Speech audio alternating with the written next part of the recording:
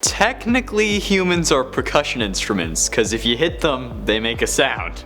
Greetings Nerd Squad, welcome back to Top 10 Nerd. I'm your host Connor Monroe, and every letter in rounded is rounded. Anti-heroes are some of the most compelling characters. Sure, they're heroes, but they aren't all high and mighty with the way they view the world. They fight the good fight, but do what they think needs to be done in order to finish the fight, and that can be more relatable than someone who can basically do no wrong. But which ones are more recent that need to be talked about? That's what we're exploring with this list of the top 10 newest anti-heroes. Be sure you're hitting like and subscribe for daily double nerdy content, cause we got 2 videos a day for your nerdy pleasure. Okay, let's do this. In at 10, Superior Spider-Man. During the climax of The Amazing Spider-Man number 700, Dr. Otto Octavius, otherwise known as Dr. Octopus, had been able to transfer his mind from his dying body into Peter's living one. Luckily, Peter was able to implant his memories back into Otto's mind, showing Otto that his original plan of ruining Spider-Man was not the right course of action. Instead, Otto decides that he will beat Spider-Man by being the best Spider-Man, a superior Spider-Man. As Peter, Otto breaks things off with Mary Jane, quits the Avengers, and creates Spider-Bots to patrol the town to find criminals so that he can either beat them to a pulp or maybe even kill them. But they used facial recognition software, meaning that the Green Goblin was able to avoid the gaze of the bots and create a massive goblin army under Otto's watch. After the girl he had fallen for as Peter gets kidnapped by the Goblin, Otto realizes that Peter is the only one able to stop him, so he gives his life for Peter to regain control. That's pretty honorable, in all honesty, despite all the things he did. In at 9, Oscar the Grouch. Okay, before you yell at me, he's only here because while searching for people to put on this list, I visited the list of anti-heroes wiki page, and they had Oscar the Grouch listed. Now, he isn't a new character, but it's sure as hell new to me to consider him an anti-hero.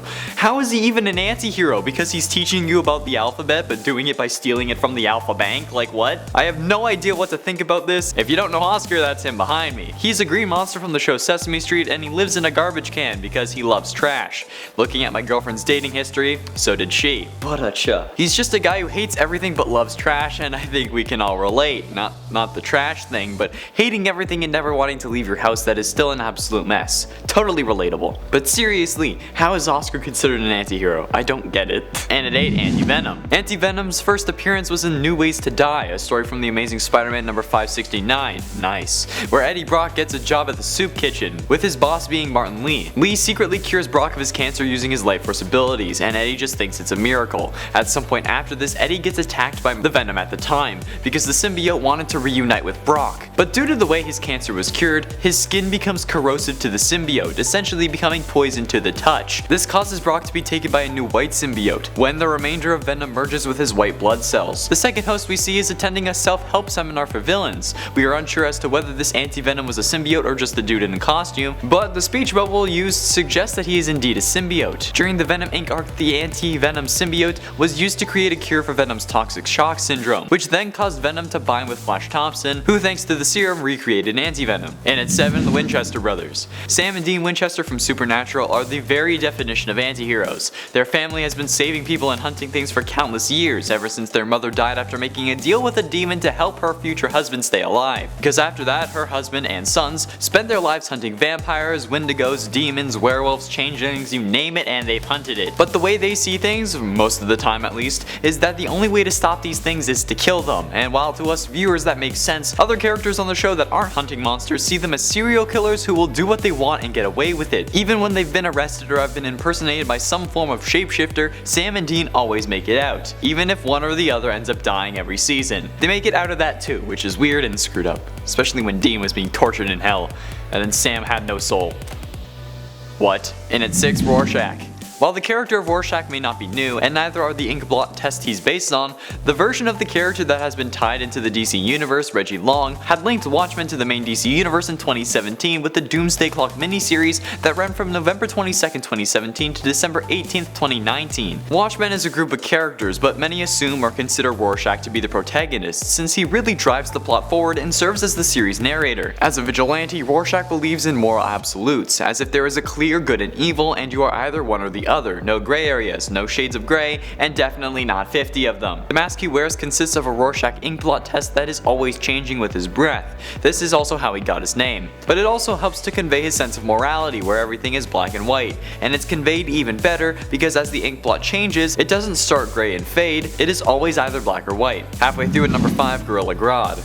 Gorilla Grodd is a villain, I know, but in reference to the Arrowverse, this character might be turning over a new leaf. So, spoilers if you aren't caught up on The Flash until episode 15 of season 6. In this episode titled Grodd Friended Me, a play on the name of another television series, God Friended Me, Grodd is able to tap into Barry's mind and bring him into his. While Grodd has Barry trapped in his mind, he asks for help escaping. Since they put him in a permanent coma, cutting off his higher brain function at Argus in order to protect everyone, because you know, it's Gorilla Grodd, with the use of King Shark's crown which they had modified. Grodd says that he has had time to think, and that while he has done some terrible things, he regrets them and wishes to return to Gorilla City, which is now on Earth Prime thanks to Crisis. Grodd's mind was also not affected by Crisis, meaning he has all memories of what he had done on Earth 1, and he also mentions this, saying he knows about the Crisis. Barry ends up eventually helping him, even merging their minds and giving Grodd his powers temporarily while in his mind, defeating the Gatekeeper and escaping his mind prison. So now that Grodd seems to be on the up and up, we may see him as an ally to Team Flash in the future. Also, Flash Grodd was badass. In at 4, Harvey Specter. Harvey Specter is a character from the television show Suits, which began airing back in 2011. While he may not be a comic character, Harvey is for sure what we can classify as an anti-hero. His questionable methods started in episode 1, where he hired a guy who came into his office running from the cops with a briefcase full of an illegal substance.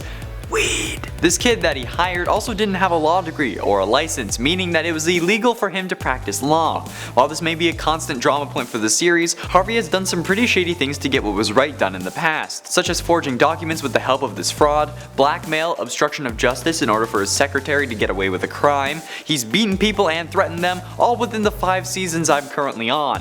While Harvey is always fighting the good fight, he does compromise his morals constantly for either the good of the firm, himself, Mike Ross, the fraud he hired, or his client, even if he can tell the client is guilty because it's his job. He is literally the definition of an anti-hero. And at 3, Young Cable. Kid Cable was set up back in Cable 157, which revealed that Cable is a complex time-space event on his own. The timeline has changed around Cable countless times, and because of this, history is full of different versions of Ascani. This became a major part of the Extermination event, which introduced Young Cable, whose job it was to correct the timeline and send all the new X-Men back to their own times. The very first thing he did, however, was kill the old Cable, since the young version believed he should have sent them back a long time ago. Ever since this time, Young Cable has become very important, since he not only returned all the X-Men to their own time, but he used a part of the Phoenix Force to resurrect Scott Summers, since he died due to the exposure to the Inhumans' Terrigen Mist. Not only is this new since the Extermination event ended in December of 2018, but it also is a new version of Cable, not only to the readers and other characters, but to this world. It's a newer version of Cable than the one we've been seeing because he was basically born yesterday in comparison. And at 2, Rick Sanchez. Rick Sanchez is the main protagonist and one of the title characters of the animated comedy Rick and Morty, which airs on Adult Swim. He is a super genius scientist who is a reckless, nihilistic alcoholic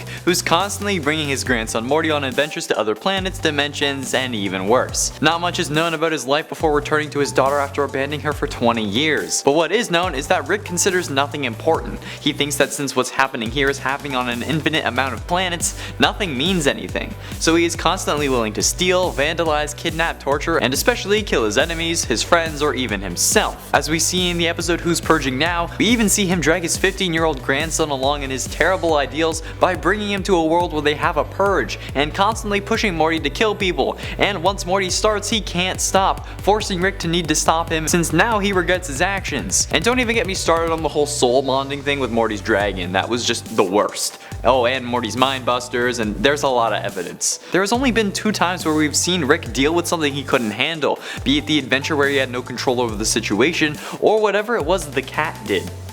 Oh god. Finally, in at number 1, Agent Anti-Venom. Flash Thompson became the new Venom when he was enlisted into Project Rebirth 2.0, where he bonded with the Venom symbiote. When all of Manhattan caught a virus that gave them all spider powers, the military in charge of Project Rebirth sent in Agent Venom to stop the Spider King from breaching quarantine. After the symbiote had been separated from him, he was doing everything he could to get it back, but after finding it, it tried to attach itself to 2 separate hosts. Spider-Man, in an attempt to kill the symbiote, poured the anti-venom serum onto it, but instead it separated and created a new anti-venom symbiote which bonded with Flash. Flash. This all happened in February of 2018. Agent Anti-Venom is one of the coolest symbiotes to ever exist on Earth 616. I think Anti-Venom is awesome, but Agent Anti-Venom is just that much cooler. There you have it, friends, the top 10 newest anti-heroes. Are there any characters you wanted to see on this list or anything that you didn't know before? Because I did not know that Oscar the Grouch was considered an anti-hero, and I'm still wrapping my mind around it. Be sure you let me know below. On your way down there, be sure you hit like and subscribe for daily nerdy content and ring that bell so you know when we upload. Thank you all so much for watching. I have been Showerman Connor Monroe, and I'll see you in another video.